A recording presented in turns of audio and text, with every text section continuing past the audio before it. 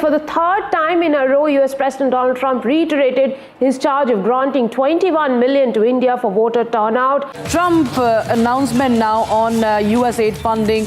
He has said that 21 million for India, 29 million for Bangladesh were released. 4 statements in 1 week made by US President Donald Trump send Indian politics into a frenzy.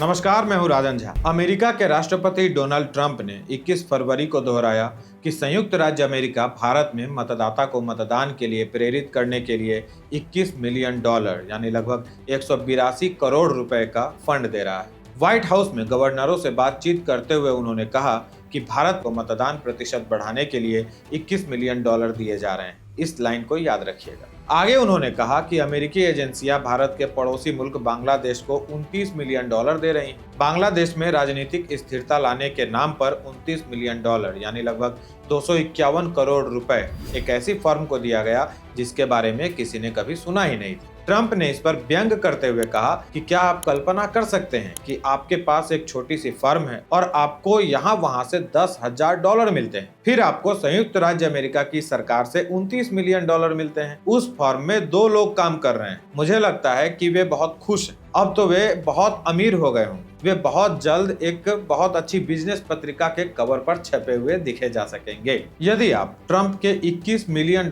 वाले बयान और US add के मामले को ठीक से नहीं समझ सके हैं तो मैं इसे कुछ स्पष्ट करने की कोशिश करता हूं। राष्ट्रपति बनने के बाद डोनाल्ड ट्रंप ने अमेरिका के सरकारी खर्चे में कटौती के लिए एक नया विभाग बनाया, department of government efficiency, short में इसको डोज बोला जा रहा है। डोज नाम का यह विभाग अमेरिकी सरकार के खर्चे में कटौती कर रहा है ताकि बचा हुआ पैसा अमेरिका के बेहतरी के लिए उपयोग किया जा सके। ट्रंप ने टेस्ला और एक्स के मालिक एलन मस्क को इस विभाग का प्रमुख नियुक्त किया है। कार्यभार संभालने के बाद एलन मस्क को अमेरिका द्वारा अलग अलग देशों में अनावश्यक फंडिंग की जानकारी प्राप्त हुई। अमेरिका सरकार यह फंडिंग सरकार की एजेंसी यूएस एड के माध्यम से कर रही थी। यूएस एड यानी United States Agency for International Development. Elon Musk ने यूएस एड द्वारा भारत को मिल रही $21 मिलियन यानी कि 182 करोड़ रुपए की मदद पर रोक लगा दी। इसके अतिरिक्त यही संस्था बांग्लादेश में राजनीतिक स्थिरता के नाम पर $29 मिलियन की भारी रकम लुटा रही थी, जिस पर मस्क ने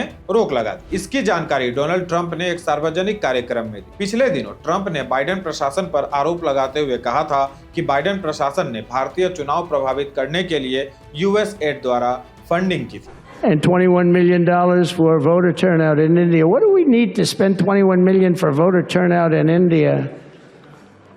Wow, $21 million. I guess they were trying to get somebody else elected. Wow, we ought to tell the Indian government, because when we hear that Russia spent about $2 in our country, it was a big deal, right? They took some internet ads for. इसके बाद सत्ताधारी BJP Congress पर हमलावर हो गई। इसके बाद 14 फरवरी को ट्रंप ने इसे दोहराते हुए कहा कि भारत ने वोटिंग टर्नआउट बढ़ाने के लिए अमेरिका $21 मिलियन खर्च कर रहा था, जिस पर हमने रोक लगा दी। ट्रंप के इस ऐलान के बाद इंडियन एक्सप्रेस ने एक रिपोर्ट छापी जिसका शीर्षक कुछ इस प्रकार था, team Musk flags Trump wave but a fact check, $21 million did not go to India for voter turnout was for Bangladesh.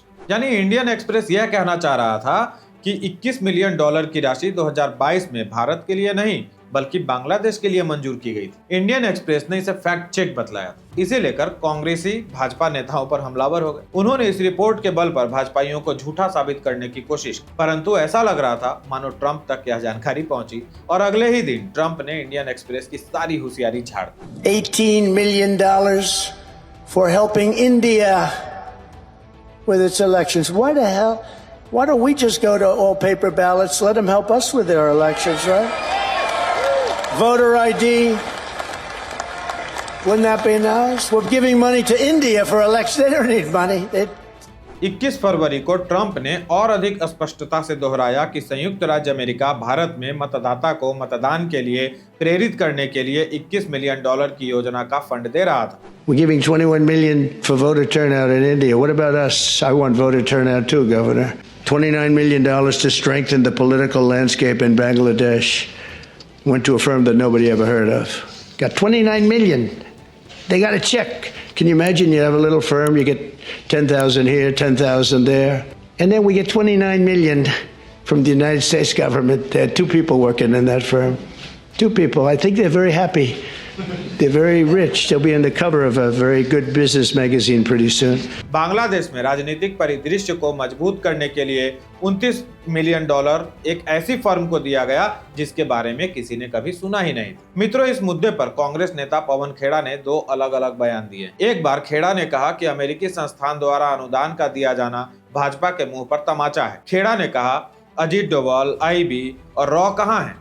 अगर 21 मिलियन अमेरिकी डॉलर आपके देश में आ सकते हैं तो यह उनके यानी भाजपा के चेहरे पर तमाचा है कि यूएस एड भारत में नरेंद्र मोदी जी को डिस्टेबलाइज अस्थिर करने के लिए 21 मिलियन डॉलर दिया।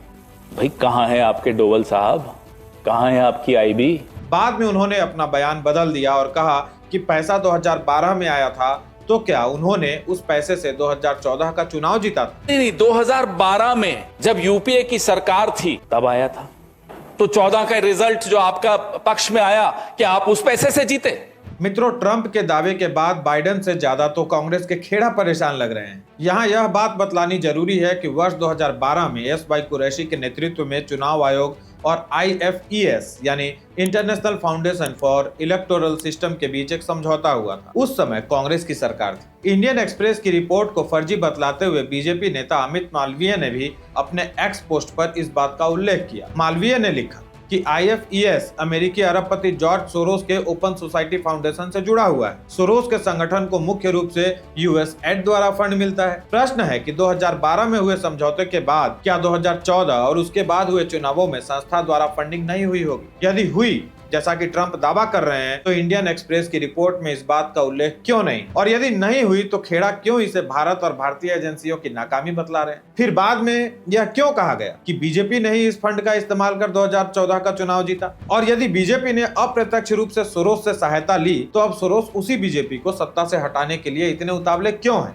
और कांग्रेस की मदद क्यों कर रहे हैं? लोकसभा चुनाव से पहले और बाद में भाजपा नेताओं, जिसमें पीएम मोदी भी शामिल हैं, ने कई बार देश में विदेशी ताकतों द्वारा सत्ता परिवर्तन की कोशिश की बात कही। भारतीय उद्योगपति गौतम अडानी को टारगेट किए जाने से लेकर देश को जातियों में विभाजित करने की कोशिश तक में विदेशी फंडिंग और नैरेटिव का इस्तेमाल हुआ था। अडानी पर हिंडनबर्ग की पेड रिपोर्ट आने के बाद विपक्षी दल और वामपंथी मीडिया समूहों ने इसे इस तरह लपका मानो वे इसके लिए तैयार बैठे। बाइडेन प्रशासन ने ही न्यूयॉर्क कोर्ट में अडानी के खिलाफ मुकदमा चलाने की अनुमति दी, जबकि उन पर लगे आरोप का अमेरिका और वहां के लोगों से कोई लेना देना नहीं था। विगत दिनों अमेरिकी सांसदों ने इसके लिए जांच की मांग की। सांसदों ने अडानी ग्रुप पर की गई कार्रवाई को एक गलत और खतरनाक फैसला करार दी। अमेरिकी सांसदों का कहना था कि अडानी ग्रुप द्वारा भारतीय अधिकारियों को रिश्वत देने का आरोप लगा था, जो पूरी तरह भारत का मामला है। ऐसे में इसे भारतीय एजेंसियों को सौंपा जाना चाहिए था, लेकिन बाइडेन प्रशासन ने इसे जबरन अमेरिका के हितों से जुड़ा मामला बना दिया। सांसदों ने नई अटॉर्नी जनरल पामेला बॉन्डी को एक चिट्ठी लिखी है और इस मामले की पारदर्शी जांच पर जोर दिया है। अब इन घटनाओं को जोड़कर देखते हैं। जॉर्ज सोरोस हिंडनबर्ग को फंड करता है।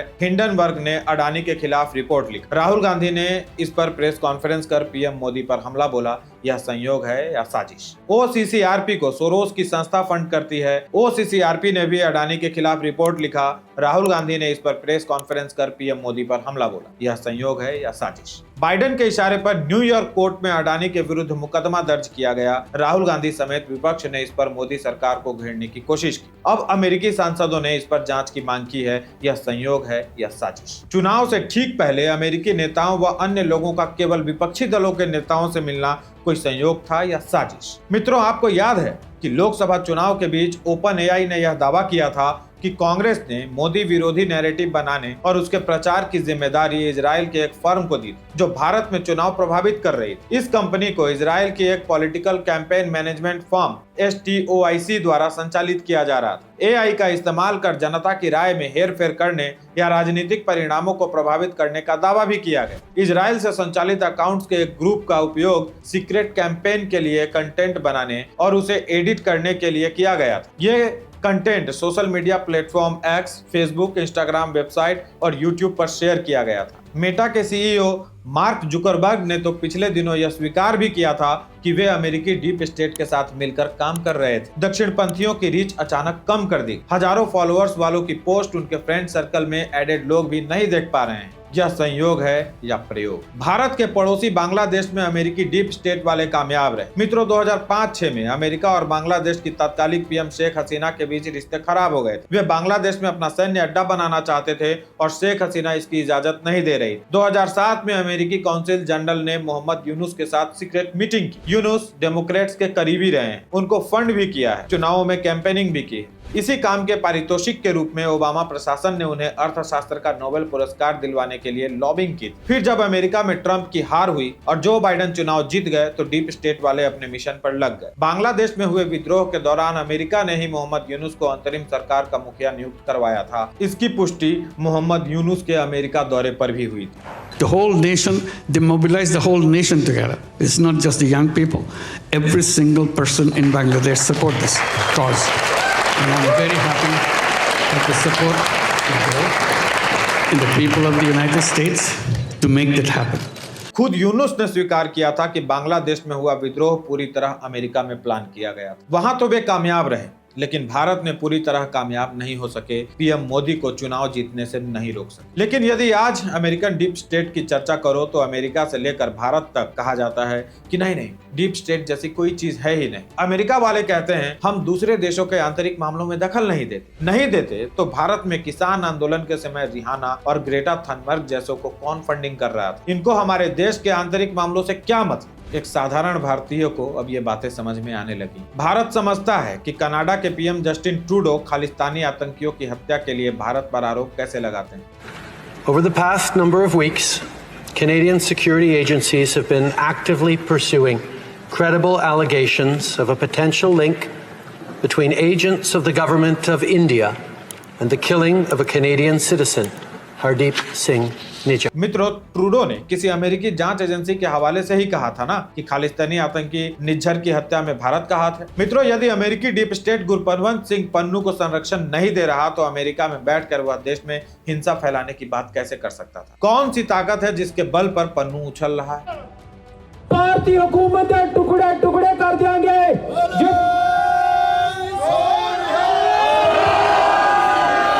पहली बार सत्ता पक्ष और विपक्ष इस बात पर राजी हो गए हैं कि देश में चुनाव प्रभावित करने के लिए अमेरिका से पैसा आया। अभी तक सत्ता पक्ष यानी बीजेपी वाले कह रहे थे कि अमेरिकन डीप स्टेट वाले रिजीम चेंज करने की फिराक में वे पीएम मोदी और बीजेपी को सत्ता से हटाने के लिए पैसा बहा रहे हैं। यह बात जॉर्ज सोरोस भी कह चुके थे कि भारत में सरकार बदलने के लिए वे फंड कर रहे हैं। वे चाहते हैं नरेंद्र मोदी का शासन खत्म। मित्रों, नरेंद्र मोदी का शासन खत्म हो जाए, इससे फायदा किसको होगा? स्वाभाविक है, कांग्रेस। सोचने वाली बात यह है कि मोदी जी चुनाव हारने के लिए तो पैसे लेंगे नहीं। अब कांग्रेस और बीजेपी दोनों दल चाहते हैं कि श्वेत पत्र जारी हो, दूध का दूध पानी का पानी हो। जो कांग्रेस कल यह कह रही थी कि कोई पैसा नहीं लिया गया, अचानक कहने लगी कि पैसे का आना बीजेपी की फेल्यूर है और अब कहने लगी कि पैसा गया कहां, उसका हिसाब दीजिए। आगे देखते हैं कांग्रेस और क्या क्या कहती। आज वीडियो को यहीं पे विराम देते हैं। इसे अधिक से अधिक लोगों तक पहुंचाएं, चैनल को सब्सक्राइब करें। जुड़े रहने के लिए आप सभी का बहुत बहुत आभार, बहुत बहुत धन्यवाद।